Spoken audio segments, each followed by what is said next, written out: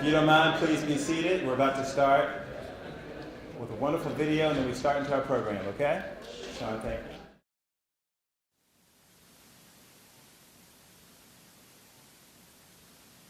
If you want to be important, wonderful.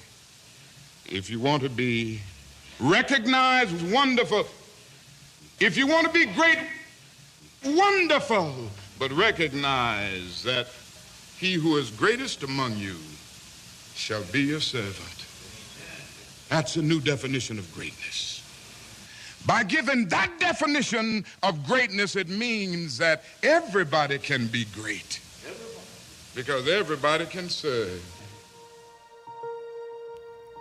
Our country, this wonderful place, this little piece of real estate that we call America, was built, founded on service. We didn't necessarily wait for local, state, or the national government. We came together as a people, and we just did it.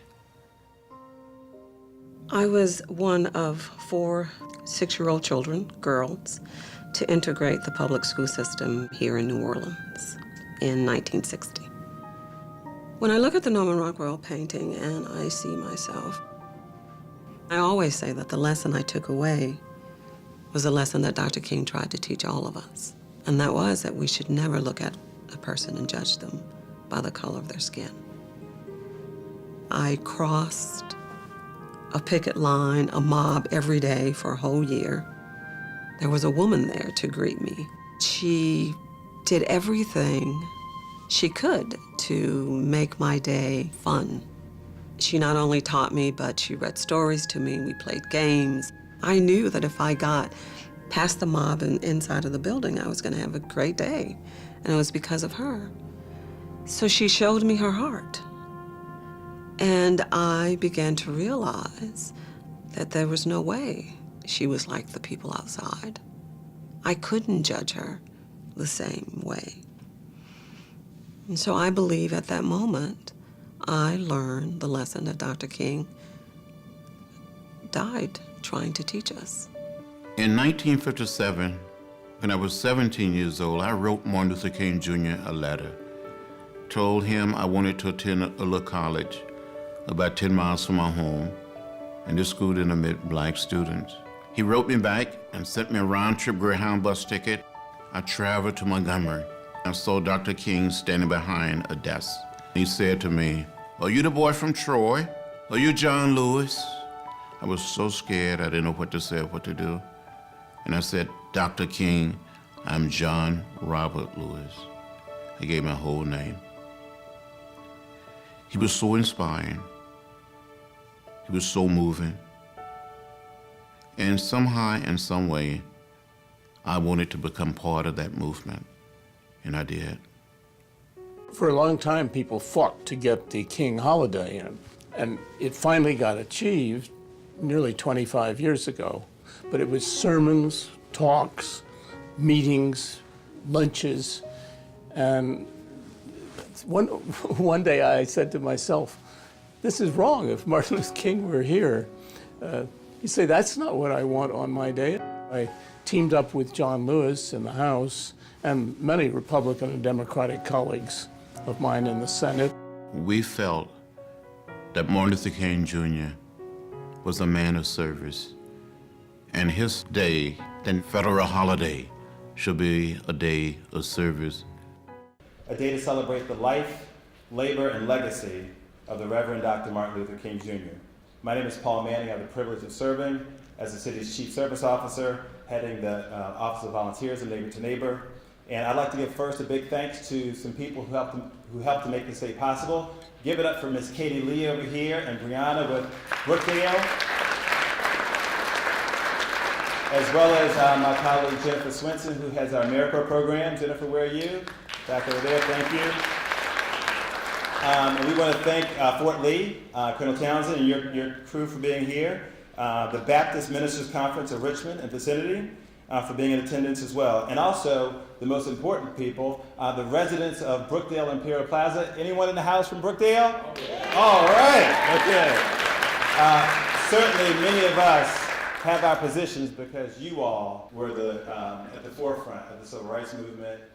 You sacrificed much that we could have positions, careers, freedoms. So we say thank you. We hope today is inspirational. There you go. We hope it's inspirational and a reminder that we can all dream. And today's theme is In Pursuit of the Dream.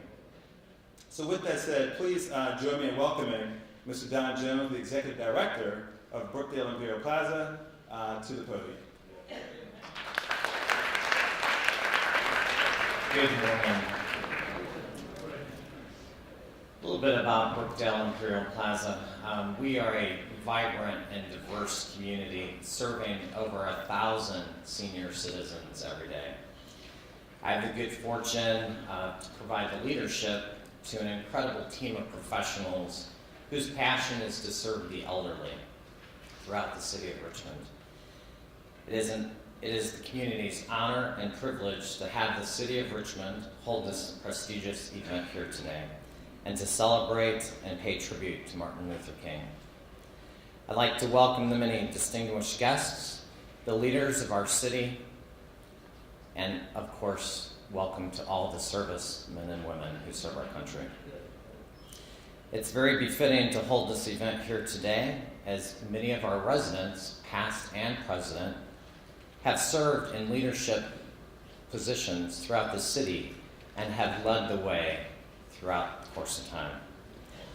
I hope on this most important Martin Luther holiday, we continue to work together to bring about peace and harmony throughout the city of Richmond, our great country, and throughout the world. Let's continue to work together to make the world a better place for all humankind. Thank you. Don, thank you. Thank you once again for allowing us to have the presentation here at this wonderful facility.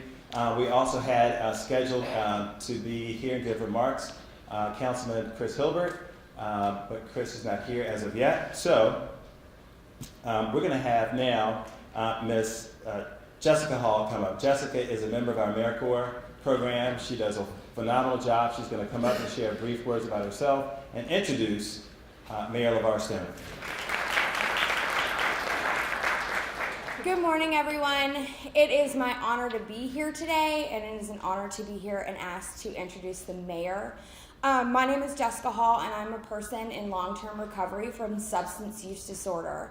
Martin Luther King Day, for me, it's a beautiful day of reflection for me to look back on for someone with substance use disorder to not dwell on the limitations of what I think I can be, but putting into action what I know that I can be. I want to serve those around me so that I can live in a beautiful city. I want to serve those around me that have been through what I've been through so that everyone that comes after me and those that have come before me know that we're not bound by the limitations of what we think we're supposed to be, but actually be who we thought we could never be and put that into action. A little bit about Mayor Stoney. He was raised in Virginia by his grandmother and his father. As a product of Virginia public schools, he grew up on free and reduced lunch and was the first in his family to earn a high school diploma. He went on to graduate from James Madison University before moving to Richmond to begin a career in public service. Since the people of Richmond elected Mayor Stoney, Richmond has been named the #2 top place millennials are moving by Time magazine and a top 25 best place to live in U.S. and the world, in the U.S. News and the World Report.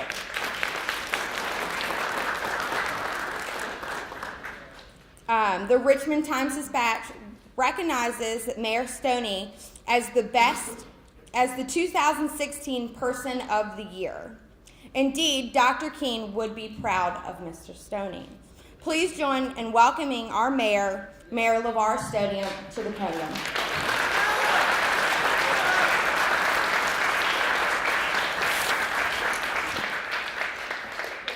Well, good morning, everyone. Good morning. Oh, y'all get better. Good morning, everyone. Good morning.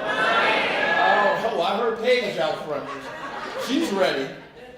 Well, first, I want to begin by thanking Jessica for that kind introduction. I thank you very, very much, and thank you for coming out to serve today. I would love to recognize our servicemen and women from Fort Lee. Thank you all for coming out and being a part of us today. Give them a round of applause. We have some officials here from the great city of Richmond. We start with School Board Member Kenya Gibson's with us this morning. Give her a round of applause. Our Fire Chief Melvin Carter's with us too. Police Chief Alfred Durham's with us. Our Deputy CAO, Debbie Jackson's with us. And I saw our Deputy CEO, Bob Stidell, with us as well. And I want to say thank you all for having me back here at Brookdale. The last time I was here, Paige, I think there was a debate going on or something like that. Not today. No debates today. So it's so great to see all of you here, especially our young people who came out today, but also those who are young at heart, all of whom came to honor the life and legacy of one of our greatest Americans, Reverend Dr. Martin Luther King Jr. Well, you all understand what the true meaning today really is. Today is not a day off. Today is a day on. A day on which we focus on our beloved communities by giving, and in the spirit of Dr. King, doing our own small part to make life better for our neighbors. One of the best ways I know to promote understanding, reconciliation, and social change.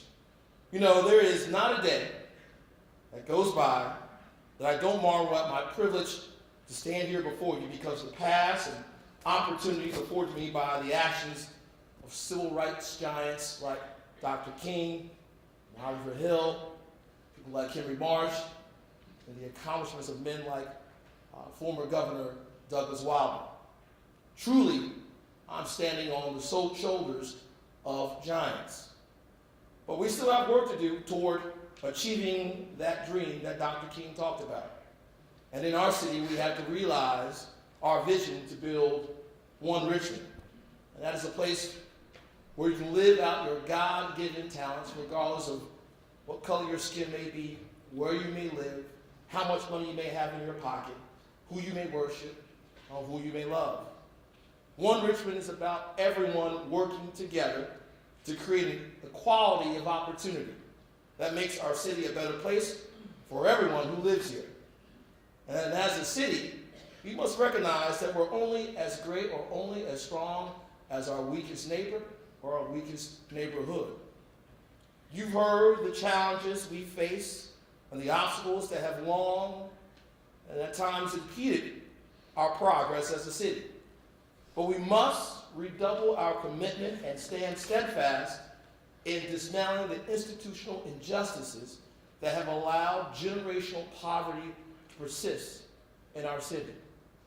The sort of poverty that snuffs out opportunity for those who, no matter how hard they may work, will never get to realize their dream. You know, I've been doing a little reading on the side, outside of the briefings and the memos that are provided to me. And right now I'm reading a book by a fellow by the name of Stephen L. Carter called Integrity. And in it, he makes a reference to Dr. King. And while there are many qualities about Dr. King that exemplify integrity, the one he mentions is that of being steadfast.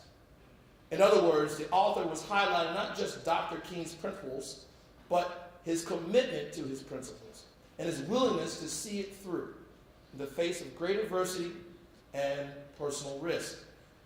To speak up and speak out, even as he received death threats, and in the case of the 1955 Montgomery, Alabama bus boycott, saw his house bombed. And in April of 1968, the evening before he died, he continued to stay steadfast and implored on all of us. He stated, "Longevity has its place, but I'm not concerned about that now. I just want to do God's will. And he's allowed me to go up to the mountain. and I've looked over, and I've seen the promised land.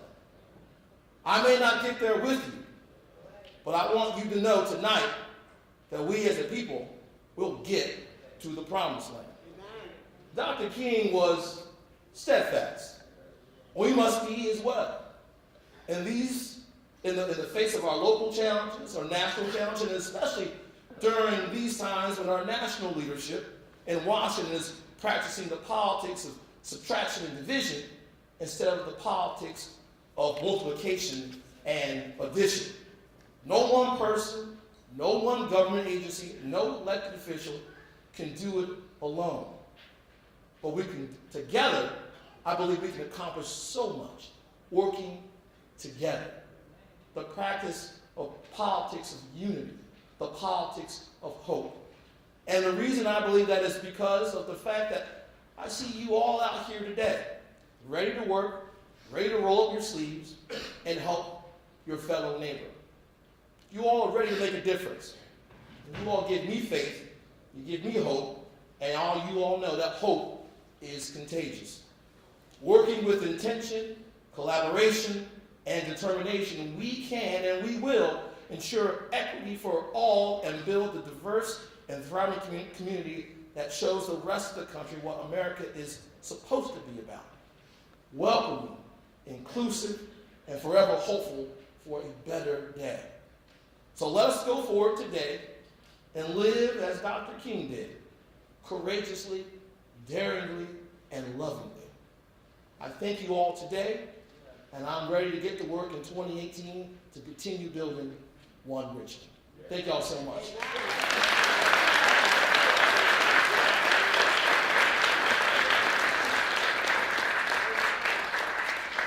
And so next up we have the wonderful Sharon Burton. She's giving a great presentation from the Valentine Museum. You guys are going to love it. So Sharon, come up a few words, please. Give her a hand, please.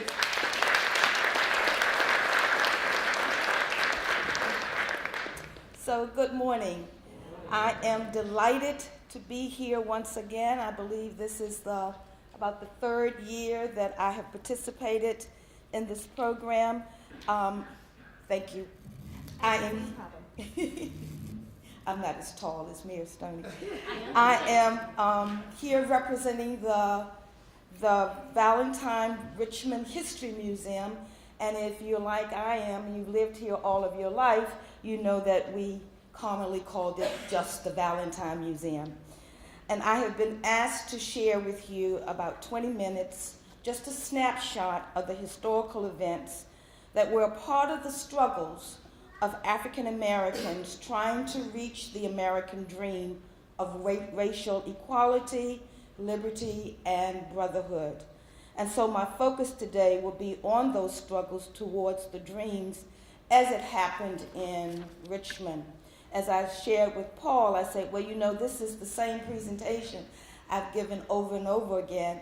But then I'm also reminded that sometimes it's good to review history, not to get stuck in history, but to look for those clues and those events that will help us to understand why certain things happened. And so that those clues will ensure that those negative things will never happen again. And so, if you will start that, here's some things I want you to think about as I give my, as I present the images.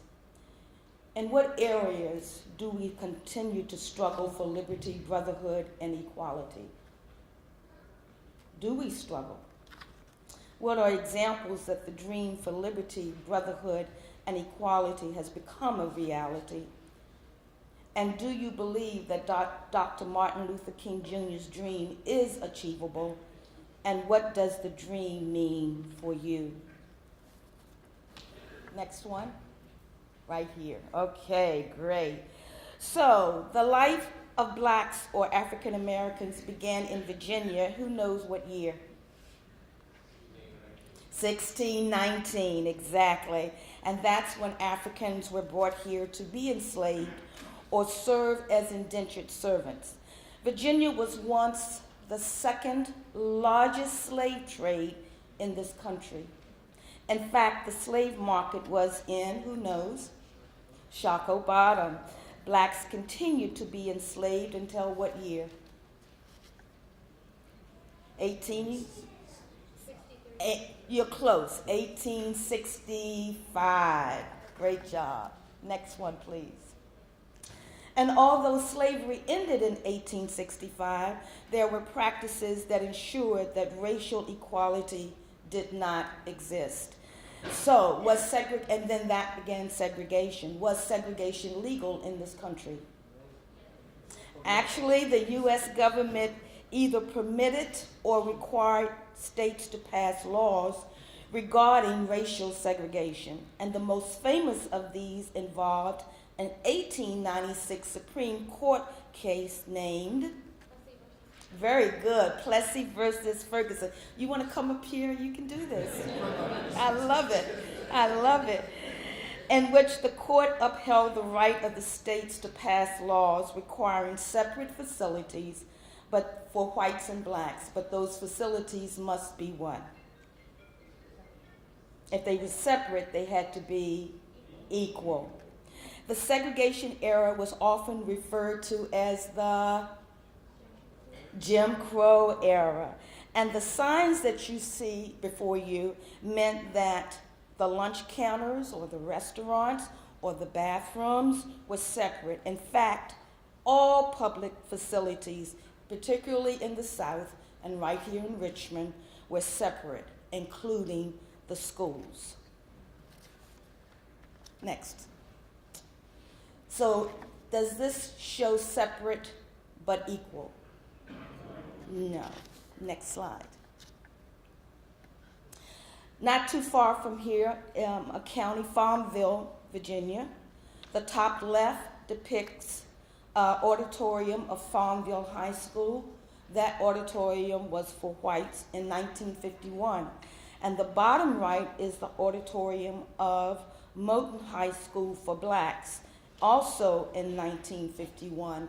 Two auditoriums, two schools, same area, separate but equal? No. Moton was built in 1939 and by the 1950s held twice the number of students in which it was designed. These two high schools, as I said, were in the same county, Prince Edward County, Virginia. Next slide. Train stations, bus stations were segregated. African Americans had to sit in the back or give their seats up to white passengers. Who was the person that we know so well that helped to end this? Rosa Parks. It was Rosa Parks. See, you all have been here. Very good. You're good students. While it was Rosa Parks who sparked the case that desegregated school buses within a state. But there was someone right here in Virginia who was responsible for desegregating buses running between states, even before Rosa Parks. Does anyone know who she was? Irene Morgan.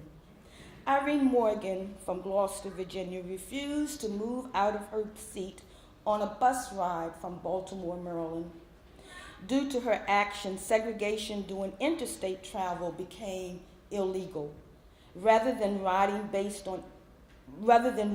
based on any moral grounds, it was ruled by the Supreme Court in Morgan versus Virginia, 1946, that segregation of interstate travel violated part of the Commerce Clause in the United States Constitution. Next slide. And so then we move into the era of the Civil Rights Movement, which began in 1954 and was under the leadership of Dr. Martin Luther King Jr. and the Southern Christian Leadership Conference. And like many other blacks, Dr. King had experienced racial discrimination and humiliation. During his junior year of high school, he was on a bus and he too was ordered to stand so that a white passenger could sit down. King refused initially, but complied after a teacher told him that he would be breaking the law if he did not go along with the order. He later characterized this incident as, quote, the angriest I have been in my life, unquote. This was perhaps the defining moment that encouraged him to dedicate his life to ending discrimination. Under his guidance and the SCLC, the civil rights movement's goal was to end racial segregation and discrimination against Black Americans and to ensure legal recognition and federal protection. The movement was characterized by major campaigns of civil resistance. These nonviolent protests and civil disobedience produced crisis situations, productive dialogues between the activists and government authorities. There were several tactics of this movement. One was the march. The image shows a march held in Richmond by the Virginia Civil Rights Coalition. The coalition was founded in 1950 and consisted of various civil rights and labor organizations like the NAACP and ACLU. Next. Another tactic of the movement and influenced by Dr. King and SCLC was demonstration or protest. Now, I see several of you in the audience. I know that you're about my age. I know many of you are younger, and so I lived through this era, and I remember the protests right here in Richmond, Virginia. Raise your hand if you remember them.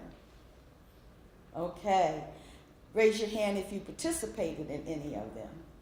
Very good. Is there anyone here in the audience who was a part of the VUU 34? Okay, we're going to talk about that. Next slide.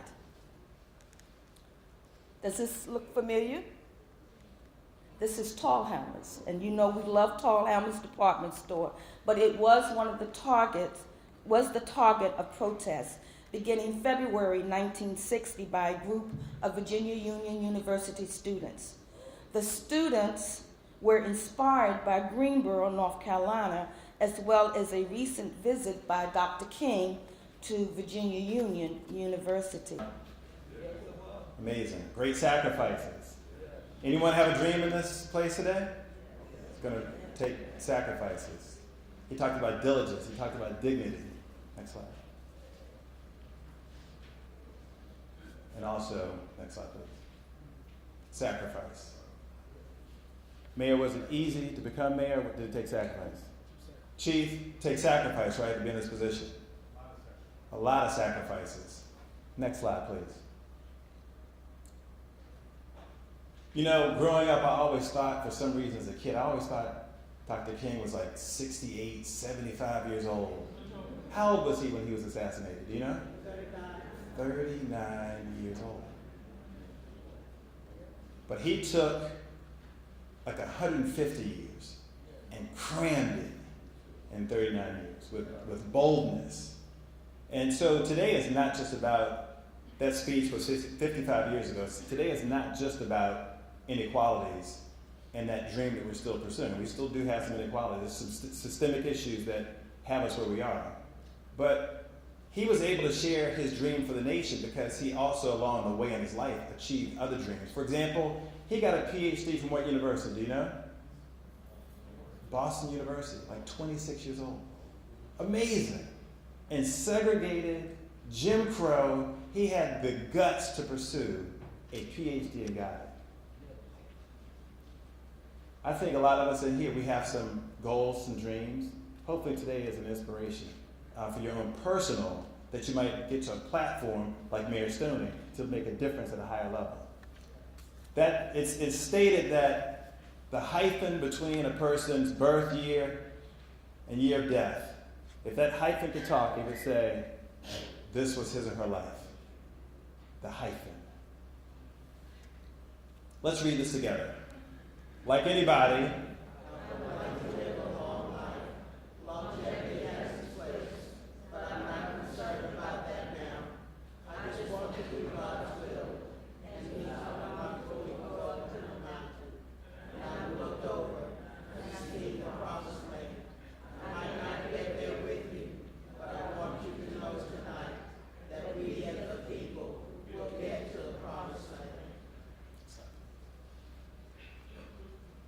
And again, that his words stated just hours before his assassination in Memphis, Tennessee, April 3rd, 1968.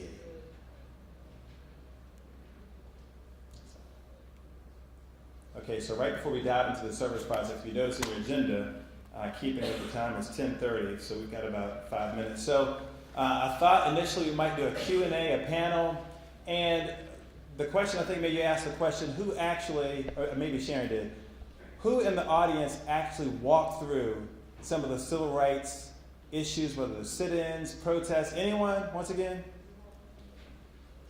Let's give them a hand once again.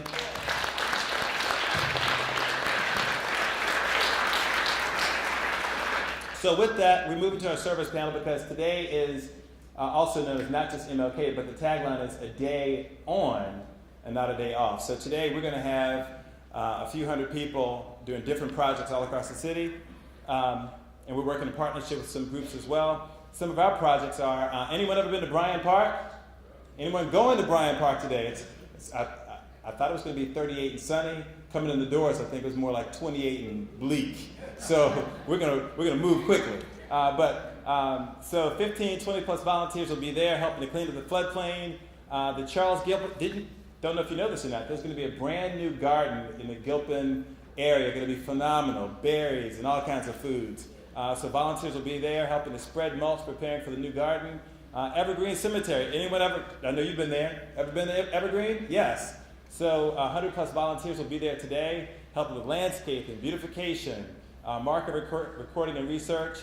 We also have the Leaf Brigade, and so we have volunteers going out to do some leaf raking and collecting for seniors today. And Mayor Stoney, thank you for helping us to launch that program. He was flexing his biceps and triceps, making it happen. And a community feeding project, we have a AmeriCorps program, and members, they'll be going, joining Caritas and others, feeding not just the homeless, but other residents who are in a tough situation right now, who just need encouragement and some food. So, again, today is a day where we mark the legacy of Dr. King, and I'm sure if he was alive, he would tell us, go forth and do the same thing. Make that hyphen between your birth year and the year of your death. Make it explosive, make it powerful, and what's the essence of it? He said, everyone can be great because everyone can serve. So that concludes our program. Thank you so much. Give yourselves a hand. Thank you. Feel free.